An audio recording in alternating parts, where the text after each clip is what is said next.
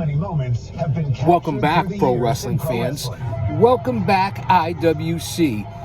It's me, it's the GOC coming to you live to tape for another special edition of Chaos Corner on Guardian of Chaos, the YouTube channel. As you can see, we're on the road again. I can't wait to get on the road again. Running around doing errands, business meetings, making deals, cutting deals for venues, for upcoming events, for my home company at Paradise Alley Pro Wrestling. So until then, I want to hear what you fans have to say in the IWC. Drop an elbow on that like button. Maybe give it a little eye poke. Leave a comment. Share. Say something. But sit back and relax. Grab some breakfast. Grab a brunch. Grab a mimosa. Grab your sister's ass. I mean, I don't know, man. Kayfabe, what I say. I just want you to hear live from the Busted Open Fight Nation, who I'm very familiar with. There were a lot of things that went on this weekend. So let's sit back and listen to what's going on in the IWC.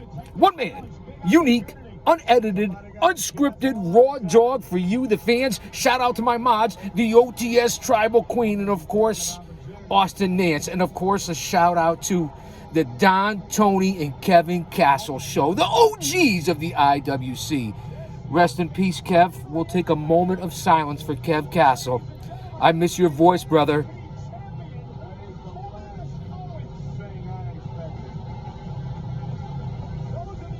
All right, here we go.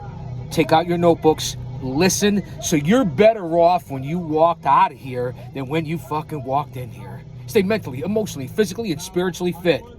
And we're going to listen to, I believe it's Justin LaBar. I don't know who his sidekick is here on a Sunday.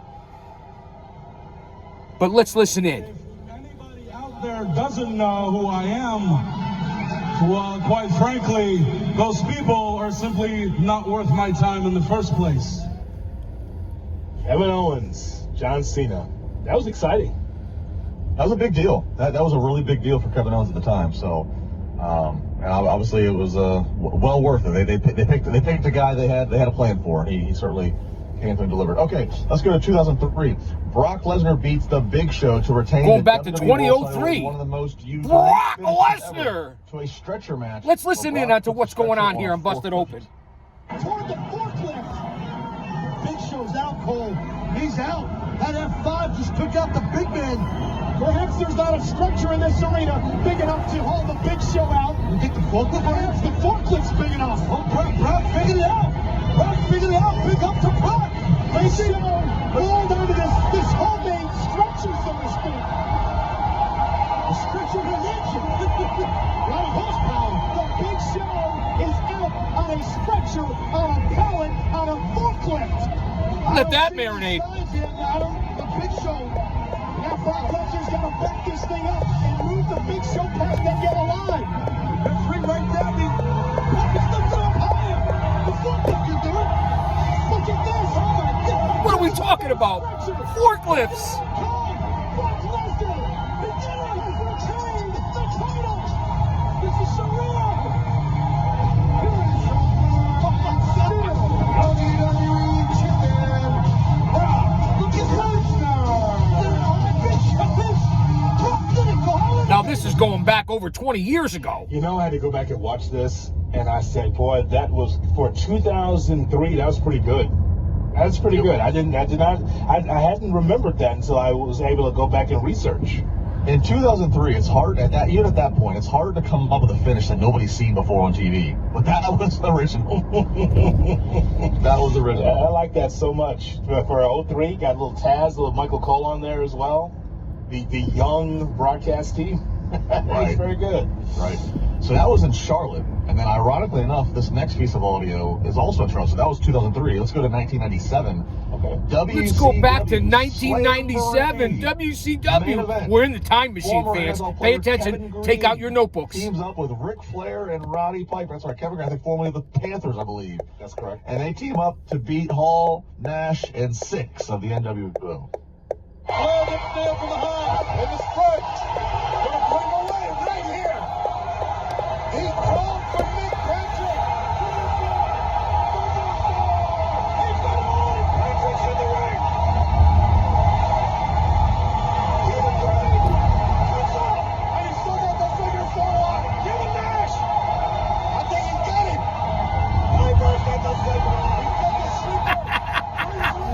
than Schiavone. Here comes 6.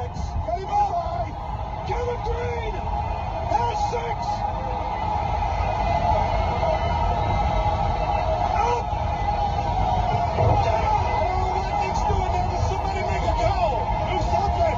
They are all down. They're down. 1, 2, they get out. Here's the bell. Thank God they booked it that way. Because they could have easily did it like they always did it and booked heat.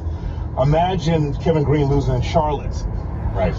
You know what I'm Kevin saying? Green, the thank NFL God that Hall of someone Famer. had a thought of, and probably maybe it was Hall's. You know, and we went back to 2003, a few moments before this. In 2003, I'm already 40 years old and still in the business as a pro wrestling manager who took the fucking bumps, which is more than what most of you could say. But let me get back to the nation. Just the little details. Bobby Heenan, as a babyface announcer, rooting for WCW. Let's think about that. Just think about how he was so pro WCW with Dusty and Shivani in that call. Just like, again, something that you didn't think you'd ever hear Bobby as a babyface announcer. He was many times in WCW. And Dusty as a babyface announcer during this time, before he would eventually join the NWO, as everybody and their janitor did. Dusty was like, he was fun. He was frantic. He lived in the moment of like, somebody get you know, he really lived in the moment. He said everything that you were feeling as a viewer. Yeah. Also on this day, I got to agree with that, Justin we lost the LeBar. British Bulldog, passed away, heart attack, age 39. I didn't realize he was that young. He passed. Yeah. Rest in peace, British Bulldog. Rest in peace, of course. And a happy birthday to the Blue Meanie, and happy birthday to Colton Gunn. Blue Meanie, one of the nicest guys in the business. Tremendous. Sat down with him at StarCast in Chicago, talked 30 minutes about the Eagles and ECW. Like, he is about just the nicest freaking guy to talk to about just anything. And Colton Gunn, I would say that the Gun Club should be in WWE, but then the way that DIY has been treated in WWE, I'm not sure if that's the spot. I just think that they're very entertaining, but I'm not sure if they'd get over in WWE, quite frankly. They're very entertaining. I think they have a shot. I think given the fact that if WWE and WWE could use the IP of their father, there'd be some fun there. 877-344-4893, Pick up your phone. Call in Busted Open Radio. We're getting ready to go for commercial break. Now we're coming out of Friday Night SmackDown. We're coming out of last night's Beach Break taped AEW Collision. What a terrible show that was. Listen, I'm here to give you the good, the bad, and the ugly. So what have you guys been up to? What have you done all weekend? What do you have coming up this week? It's an open forum here today. Email me, inbox me. I will get back to you. We're going to listen in to the nation because that's where most of you geeks and goons and dweebs and nerds and neckbeards and virgins and mouth breathers. I mean, no offense, man. Act like you touch a pair of tits or you've been with a girl or go stack marbles on the freeway or go touch some grass. I mean, no offense, man. I'm just calling it like I see it. There's a lot going on. We know that Jeff Cobb has showed up with the bloodline in the WWE, and they've changed his name to JC Mateo. Now, I don't know where that comes from. I don't know why JC Mateo. It's pretty dumb if you ask me. That's just my thought, my opinion. But I like doing these road trips and being able to give you guys some content and information because it seems like over the last couple of weeks, I've been on the road constantly trying to get deals done, talking to talent, talking to promotions, talking to the fans. I'm always working in this industry and in this business. So again, in the comments, I want to hear what you have to say. It's not just about this channel or me. Let me hear what you have to say about what they're talking on Busted Open on Fight Nation. It really is a fans, a Marks station. And no offense, man. Let's jump back into the conversation. It's all stemmed to a Nick Nemeth conversation that Nick had with Dave LaGreca about how the finishes are being booked for both champions and asking, is this where we're going right now? Where we're not going to have clean finishes? Is this the direction for both companies at the top of the card?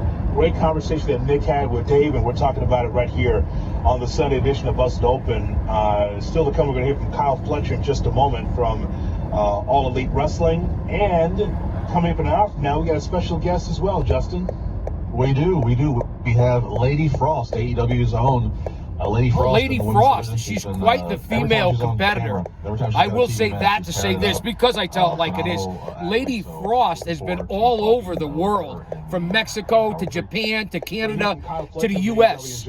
Lady Frost, a quality athlete, a quality woman's grappler, and certainly she has earned her way in this business. So it'll be interesting to see what Lady Frost has to say about the women's division, whether it be in Mexico, Japan, or in AEW, because that's the last time I saw her, was in AEW. All right, guys. We're talking about the title range of Cena and Oh, boy, the fans. I completely agree with the 74% on the poll for Busted Open. I have to go with Cena, and I tell you why. Now, let me talk about Moxley first. I just cannot wait for this Death Rider storyline to be over with.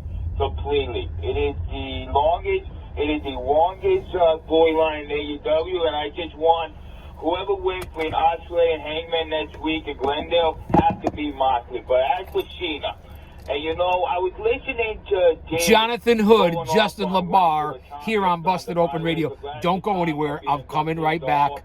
I'll give you a little time to talk amongst yourself and listen to this fan who's obviously got the brain of a dehydrated baby. I mean, no offense, man. When he was talking about James Highway, What'd I say, man? Let's have some fun, because I need this. Continued prayers for the GOC and his family. I really appreciate it, my prayer warriors. All right, thank you for the call, sir. So I will just Hopefully there's no commercials. I don't want any copyright problems. Have the matchup with DTKC, I love you guys. And again, it was a different dynamic because Orton's the babyface and Cena's the heel. It's good to see those two back in the ring together. I enjoyed that kind of history that we're able to see at least one more time.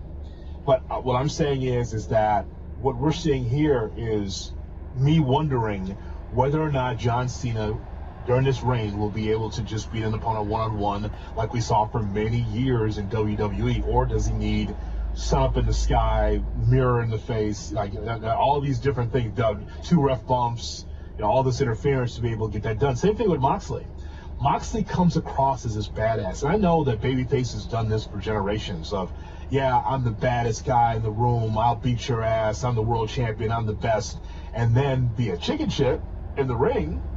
But he's not doing either one of those things. He's a guy moving the shoulders around like Dick Slater or like Terry Funk, like he's the greatest thing, but yet he has more and more help to be able to hold on to the championship. I think one of my problems, Justin, is that there's no one step back from Jon Moxley. He might be in the crowd and not help his other Death Rider teammates. So I guess that's one way to say that he's afraid, but there is no like step back from him. Everything is step forward or step sideways, but it's never like, oh my God, I'm in peril. He doesn't do that. He just has help if he's in peril. That's a different type of a heel.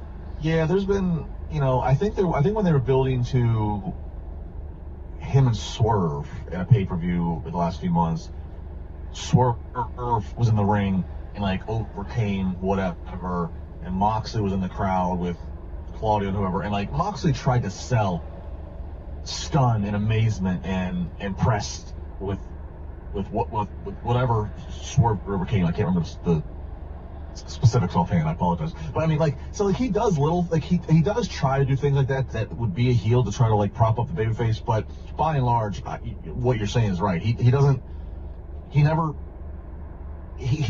moves forward a whole lot more than a heel normally would. Yes. It's I don't know. Even Joe and Bayonne is grown tired of the Death Riders. I mean, so what are we doing here? I mean, if Joe don't have it no more, we're all fucked. I think that's very clear to say. If you've lost Joe, you've lost the plot. If Bayonne ain't hanging on anymore, they ain't got much to hang on to in the first place. Good Lord. And he loves it all. But so for him to say he's tired of it, it's probably the case. We're going to hear from Kyle Fletcher in just a moment, but first let's go to Chicago in AWA territory. Here's James with us here on Busted Open with Jonathan and Justin. Hey, James, good morning. Gentlemen, good morning. Good morning. Always representing for the wrestling chapter in Chicago from the Godfather Jonathan, who was on the airwaves in 1997 giving us wrestling talk. So always a pleasure to jump on and talk to you, Jonathan. Thank you very much. Real quick, think of kind of the wonky endings or comparing these runs with Cena and Moxley, and I think we're conflating two issues together, and I mean that in the sense with AEW, I think their problem's more macro. It's been a systemic issue with where they're going with their stories and specifically with their, wrapping up angles, making them make more sense. Whereas with the WWE, I think this has been more recently with John Cena's title run. It's been so short, and we're already kind of doing the comparisons with the endings. I think with Dolph's point, I kind of push back against that because in the end, it's not about how these title matches are finishing. It's about if they're finishing in a way that's written well, meaning if it's done properly, it makes sense. WrestleMania 40, WrestleMania 41, interferences, we didn't mind them. WrestleMania 39. If it's done correctly, it can work. Wonky finishes have been a part of wrestling since the Attitude Era, since the 80s with the twin refs and during the Hogan and Andre title switch. So I think if we just take a step back and look at the issues individually instead of putting them together as if wrestling is having this big problem, I think then it goes back to putting the pressure on the writers. Write a good ending, make it wonky, but make it fun wonky. And I think they've lost that. And I think that's probably where Dolph's been going and why I've seen it going. I'm here to take some orders to go.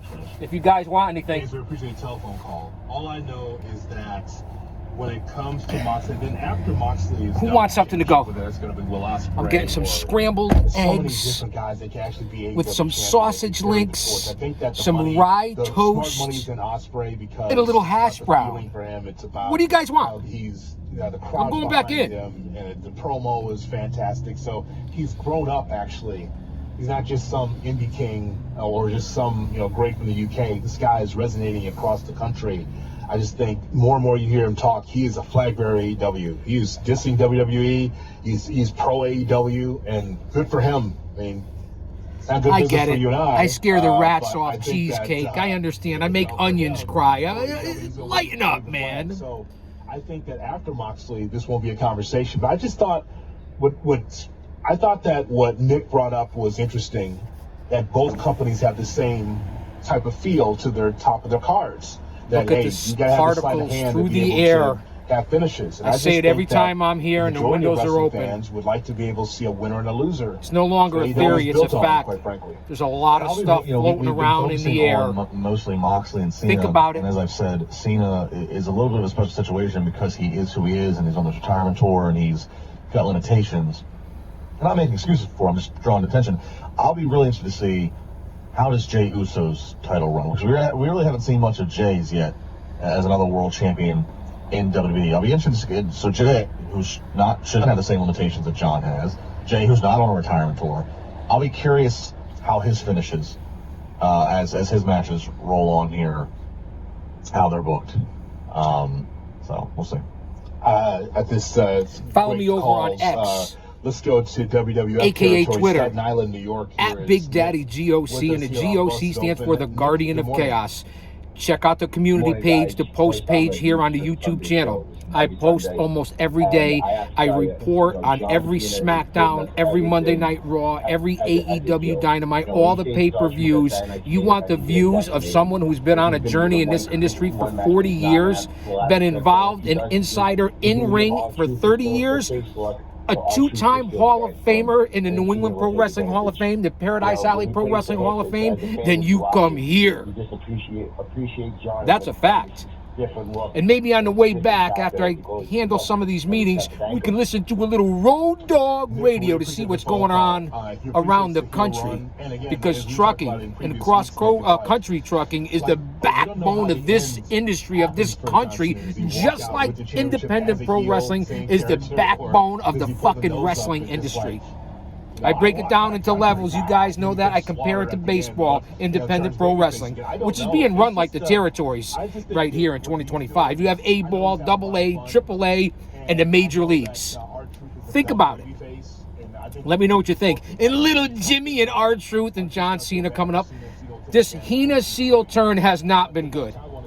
Already people have been saying, number one, they say John Cena is the greatest of all time. He is not. Everyone's saying that John Cena, multiple title holder, is the best in pro wrestling. He's not.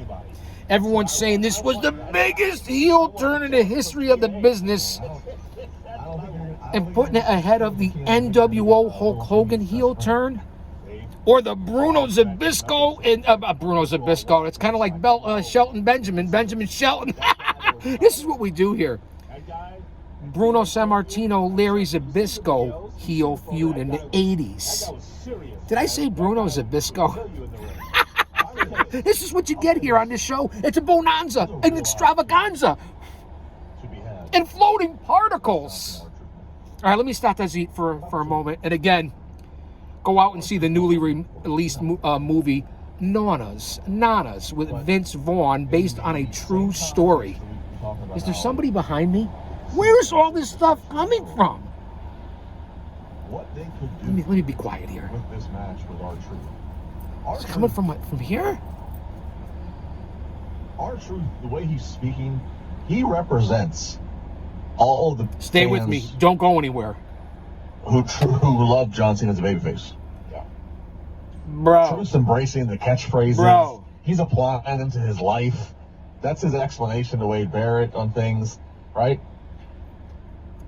John Cena's going to win, but there's a chance for John Cena to either win the match outright, which would be fresh based upon what we've been talking about, because we haven't been, it'll be fresh just to see him win 1, 2, 3, no tricks.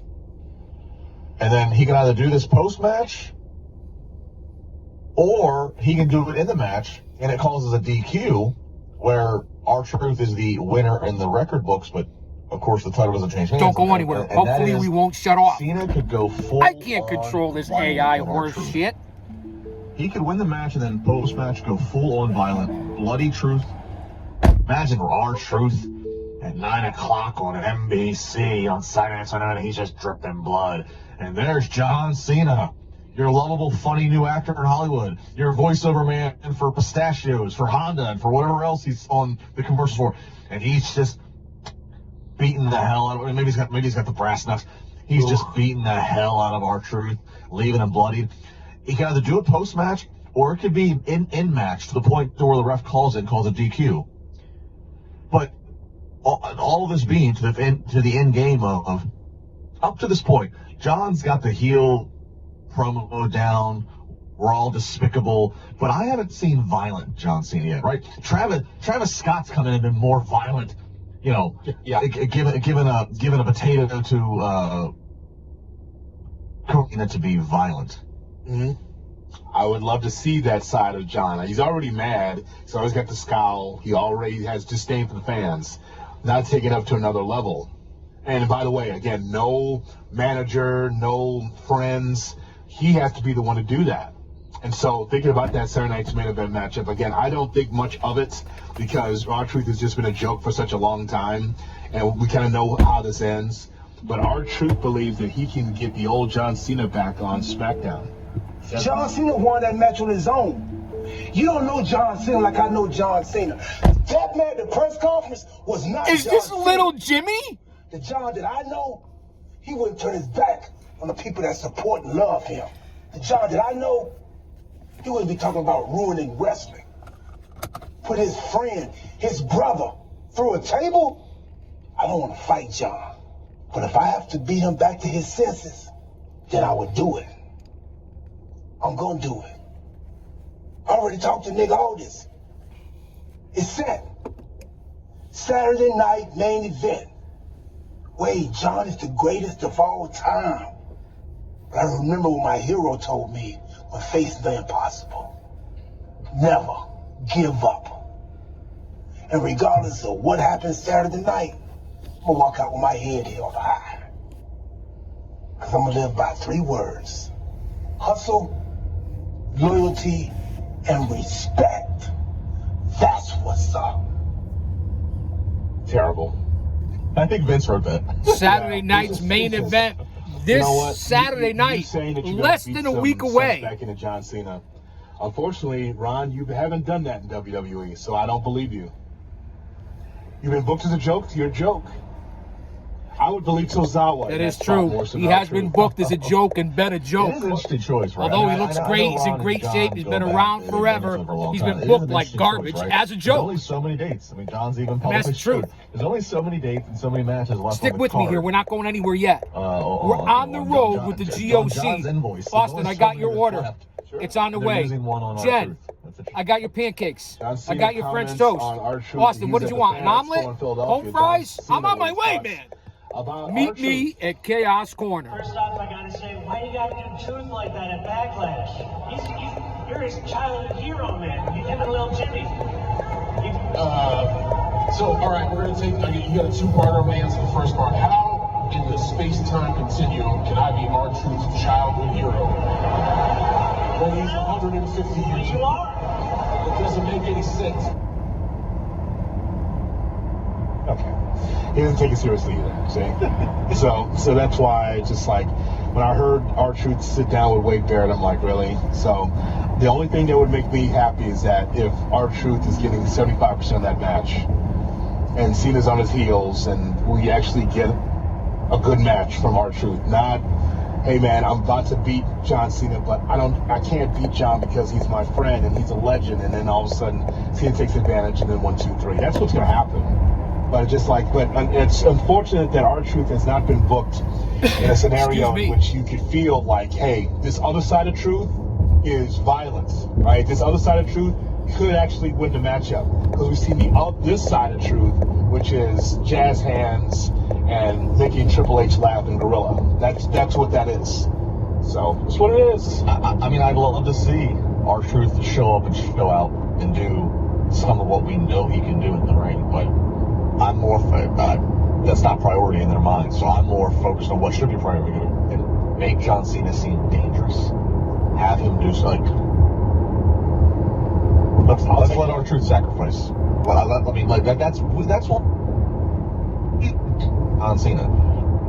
That's what I want to see. I want to see violent, dangerous John Cena. We hear from Kyle Fletcher from All Elite Wrestling coming up next. Interesting conversation with Kyle regarding what appeases or appeals to him most in wrestling. You'll hear from Kyle Fletcher next. Jonathan and Justin on the Sunday edition. All right, guys, now that we're going to commercial break, talking about John Cena, R-Truth, Saturday night's main event. Now we're going to be talking about Kyle Fletcher. And that's why I tap into Busted Open Radio and Fight Nation at times, so I can hear what you guys and gals have to say about the business and what's going on with the current product here in 2025. Listen, we're only a week or two away from Memorial Day. I mean, it doesn't get much better than that. Summer's right around the corner. The Mets and the Yankees are this weekend, plus the Mets and the Red Sox at the beginning of the week. Now, I watched last night, and I know it was a taped show, but I watched parts of Collision last night. Fletcher went up against Mr. Everything. Why he doesn't get a push, I know he's a gymnast, but against AR Fox. Two incredible high-flying talents. The airtime and the gliding in the air of AR Fox is unbelievable. Why he's not more of a main carder, I'll never know, but I can give a good educated 40-year industry and 50 years as a mark, that's right, I said it, a good educated guess why, as a researcher and historian that I am. Because there's 20 AR Foxes in AEW. What are we doing to differentiate ourselves? What are we doing that's no one else as a talent is doing in the company for all these guys to get overlooked, overbooked, underbooked, or not even get noticed at all and maybe get a match on Collision, which has really turned into AEW Dark, AEW Rampage. I'm just saying, because Fox is incredible. We've been on some of the same shows recently in the last 5 years, where I was working for Paradise Alley Pro Wrestling, and Fox was one of the talents that we brought in, along with guys like Darby Allin, Keith Lee, Deonna Purrazzo, Megan Bayne, Swerve Strickland, Sabu, Booker T. All these different superstars have worked under the guidance and the umbrella of Paradise Alley Pro Wrestling. So I want you to remember that and who my home company is and who runs Paradise Alley in the Paradise 4, but you guys know that. So again, we'll hear Fletcher coming up. We'll see what he has to say. We're only a half an hour in here. I'm going to be on the road for at least a couple of hours. So I will be popping on and popping out and popping in and popping off. Blast off by Pot D's Nuts, if you know what I'm talking about. So I'm glad you guys are coming along for the ride, and you never know what's going to happen, especially with the Starlinks and the satellites and when and if we'll go off the air. I mean, who knows when you're dealing with all this technology. So again, this is a distraction for me, a temporary stress reliever. We're all going through hard times. I'm praying for all of you. In order to get respect, you have to start with respecting yourself. Once you do that, you open other people's minds to respecting you, because there's 3 types of people in this world. Those who don't know what happened, those who wonder what happened, and people like the GOC. And the fans that tune in here that make things happen. Let's get back to Busted Open. Let's get back to Fight Nation. Thank you, LaGreca. Judge Asumi coming up in our next half hour right here on Busted Open. A conversation, Justin LaBar, that you've heard here on Busted Open several times. I don't know what's in the air. What's important? I do have allergies. Wrestling, not just for the workers, and but also thank you for those who reached out. My wife is recovering from full knee replacement surgery, and she's doing pretty damn good. She's tough. So thank you guys and gals for reaching out to us and our family. I really do appreciate it. It means a lot. As you know, we've talked to Kyle Fletcher quite a bit, as a matter of fact. He's got a residency on Good Karma. He really does. It's like might be the 3rd or 4th time we talked to Kyle Fletcher, and he hasn't been in the company that long, but he's always got an interesting perspective. Fletcher is one of the hottest rising stars in AEW. Throwing other guys like Powerhouse Hobbs, Takeshita, and there's several other names that I could mention, but they're just not being booked the right way. I want to get your reaction to this. People being misused like Brody King. Where's Wardlow? Is it winning the AEW championship? What are we doing with MJF? Does he like to hurt people, really? On television. This is what Kyle had to say. It's so hard to put my finger on. Every time someone asks me what is so special about professional wrestling, it's because there is nothing like it in the world, even close to it. It is like you can't explain it because there is nothing like it anywhere else. So to me personally, it's the feeling more than anything. It's that feeling of when you're in a building, in an arena, watching something live, and it's like you see someone get dropped on their head, or you see someone go flying from the top rope through a table to the outside, and you can't contain yourself. You can't contain that excitement, that thrill. There is nothing, you can't replicate that with anything else in the world. So I think it's, I would say the feeling is my answer. Okay, there's more with Kyle Fletcher in just a second. Let's just hammer down on the feeling. We've heard Will Ospreay say this. I think A.R. Fox has said this as well. We hear Kyle Fletcher say, oh, it's the feeling. And could you help me define what that means? Because that didn't answer my question. I asked the man, what is more important to you, being on top or TV time and moves? Like cool moves, as Meltzer would say, right? So what Meltzer, does the feeling mean? Really? Yeah, I mean, I took that as want to get a grandiose high spot. That's what I kind of took that as. Like, yeah, because he didn't answer your question. Your question was TV, like he didn't answer that. I mean, obviously he's entitled to his own, it's opinion, whatever. But I mean, it's a little bit of I don't know, dare I say, concerning answer, because that's like, we always talk about like you can only do but so many high spots, and then the crowd goes, okay, what else you got? I agree with that, LaBar. What else you got? But these fans in today's age want more risk, and that's why so many fucking injuries. And if I can go off a rant, why is it that every grappler, or most grapplers here in 2025, especially the men in AEW, Why are you wearing jewelry? Why are you wearing bandanas around your neck, earrings in your ears, necklaces, chains? If it was me, with my ability, with my knowledge, and my stable of men, I would have used it to choke the shit out of you. I would have used it as a weapon. I would have ripped it out of your ear, use it to choke you, your bandana to blind you, whatever it would take. You're making a mistake. That's how you get injured, by wearing fucking jewelry in a pro wrestling ring, and nobody seems to give a damn or say anything. I just don't get it. I just don't understand. Not only why is it allowed for injury purposes, but why as a talent are you making yourself vulnerable? You dumbasses, and the heels that don't take advantage of it, you're dumbasses too. And that's why 2025 and this era of industry, when all the talent is great, bigger, faster, stronger, I get it, but the fans have the brain of a turnbuckle because they always want more risk.